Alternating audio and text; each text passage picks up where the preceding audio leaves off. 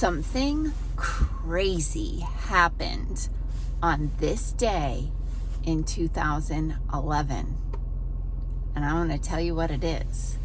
I'm Dr. Patty Barch of Naturally Unbridled Wellness and naturallyunbridled.com. And this is Down the Ridge with Dr. Patty. And on this day in 2011, I opened Naturally Unbridled Wellness in Alaska. So even though I was thinking all about the content I was going to put out today, I realized oh my gosh, that's right. It's my anniversary and I need to share the story of all about Naturally Unbridled Wellness and how I came up with the name and how we ended up out here. So I'm going to start with a little bit of backstory and then kind of let you know where we're at today. So the backstory is this is my fourth career. So those of you who are I don't know what I'm going to do with my life, or this is what I do, but it's not fulfilling, do something else.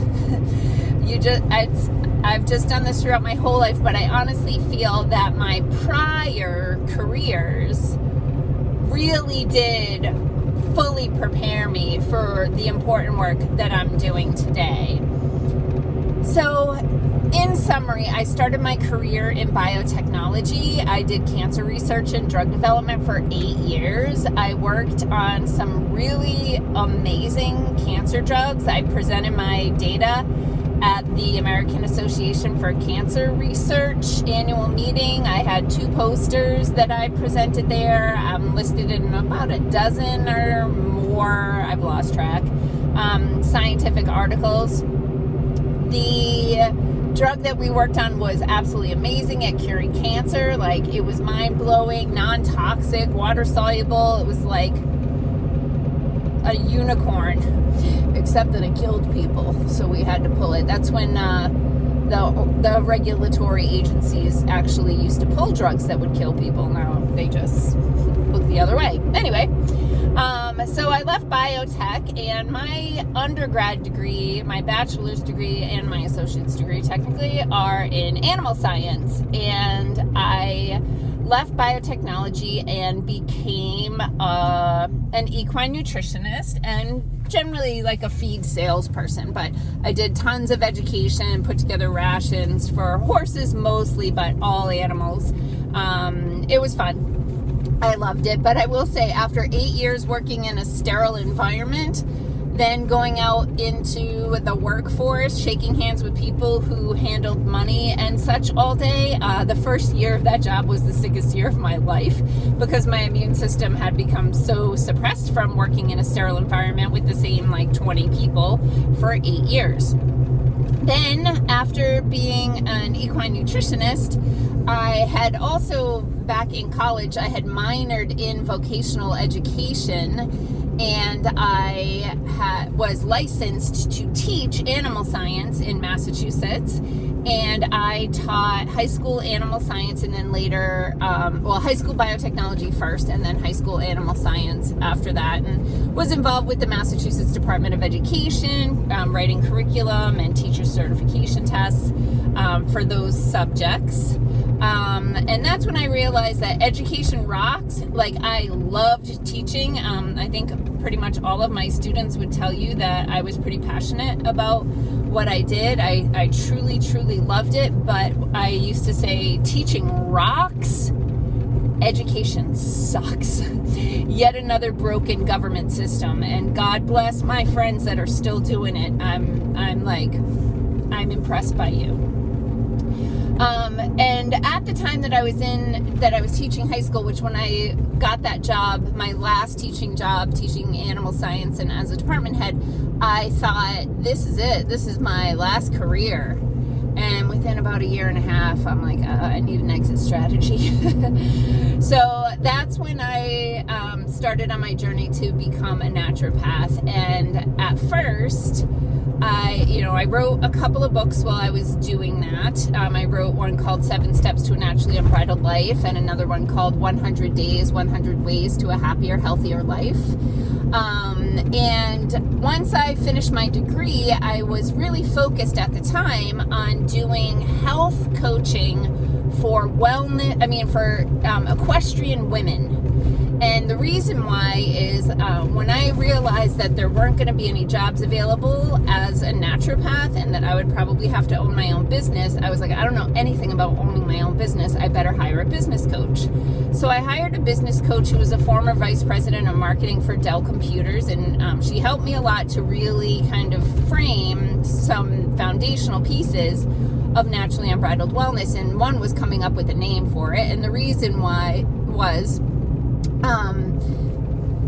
at the time she was telling me to focus on a niche market and that you should be a part of the niche. And I was an equestrian woman. I had strong background in animal science and the equine nutritionist, all of that. And so I used to talk about how in the equestrian world, everybody spends all their time, money, and energy on the horse, which is only half of the equation. I always talked about how the horse and rider are a team, and if only half of the team is in balance of body, mind, and spirit, then that's not sufficient. The team can't reach their highest potential unless both halves of the team are in alignment and in balance. So I used to say that I would focus on the half above the saddle. And so that's when my business coach helped me to come up with the name Naturally Unbridled. But here's what happened with that.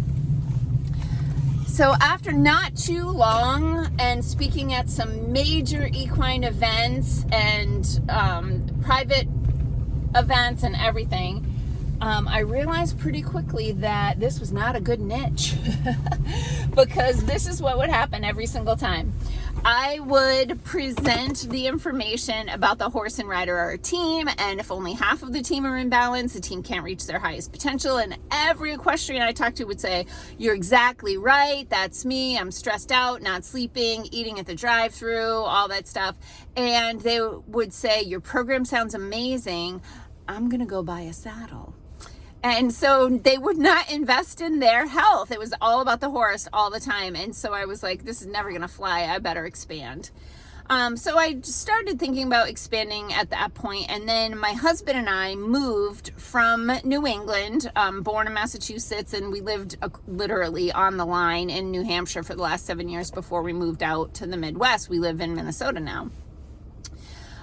So when we moved out here, I had to decide if I was going to teach or if I was going to take what was my part-time wellness business and go full-time with it. So I realized that animal science in New England was things like equine science, veterinary science, dog grooming. Animal science in the upper Midwest is like hog production. And while I have an education in that is not what I wanted to do, be working on rate of gain for commercial livestock facilities. And I was like, peace out, I'm not doing this. I'm going to take this wellness thing full time. So for about the first 6 months that we moved out here, mind you, I knew no one. Like I had met my husband's family half a dozen times or so, and I, had met a few of his friends, but I didn't know anyone here, and nobody knew what I did. So, hi, I'm brand new in town. I do something you've never heard of. Would you like to do business with me?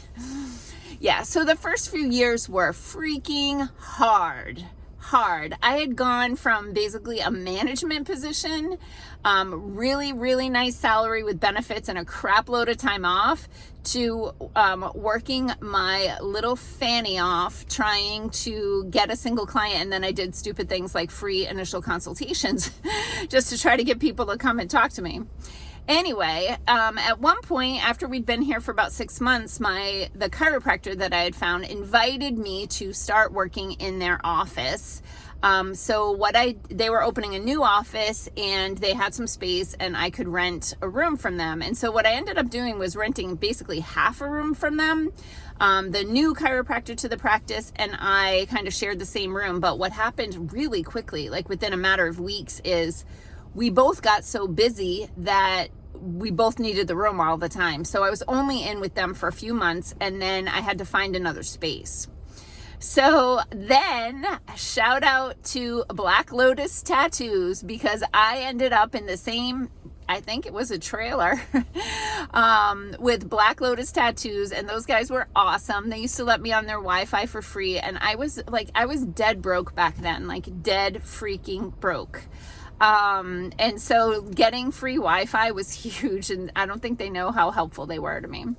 I was in that space for a little less than a year, and another local chiropractor had invited me to rent a room in her office. And honestly, I never thought that my business would ever be anything more than me renting a room from a chiropractor.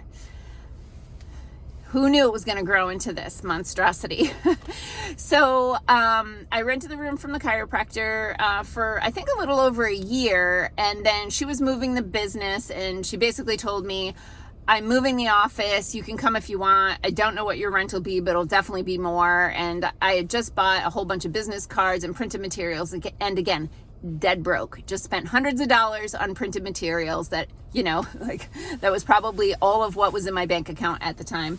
And now they were going to be useless because they had the wrong address on them. So I decided I was not going to move the office with that person.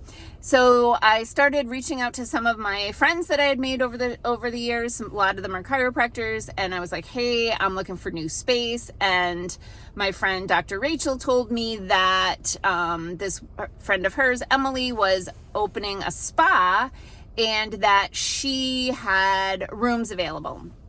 So I reached out, I met Emily. I really loved her. She's actually become one of my best friends. And I rented a room from her for, I've lost track of time, but a year or so. And then I actually started renting a second room from her because I was getting really busy, and I hired a part-time person, and it was just, growing and growing. And then Emily and I both realized that we were outgrowing the space that we were in, and the thing that we looked at moving together, but I just decided I was going to go out and get my own space. So I went out and I got my own space so that Emily could expand into those other rooms. And then, so that office had 3 rooms plus reception. That was the place that's over by Menards. It used to be the Beltone building. So we were in there. I was in there with a part-time person, and then that was doing really well. And my husband and I were talking. I wanted to expand and really have like a one-stop shop wellness center. So I had expanded into a second space, a few doors down. So I was running 2 offices at once, and that was a bad idea. Because like from an overhead perspective, it's 2 front desks, all the things. And then we'd have people showing up at the wrong building for their appointment. And so I ended up moving out of the Beltone building and just renting more rooms in the suite that we were in on the corner by the roundabout. And so I was there for 4 years, or I lost track, but I was there for 4 years. And then I became a bit aware of some space in the building where my accountant was. And so that's when I moved over to the Rudy Street address.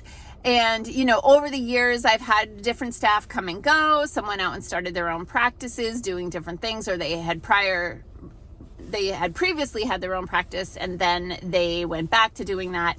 But, now that I'm in the Naturally Unbridled Wellness suite on Rudy Street, and I have my dream team that we've outgrown the space, and I don't know what I'm going to do, but I'm busting at the seams. But anyway, so that's kind of a long, maybe boring, story of Naturally Unbridled Wellness, but I thought I would share part of what my journey has been in moving to a state where I didn't know a soul, and starting a business doing something that no one had ever heard of, and getting to the point where I have 5 full-time staff and people like you good folks who like to watch my videos. So I appreciate you celebrating our anniversary today.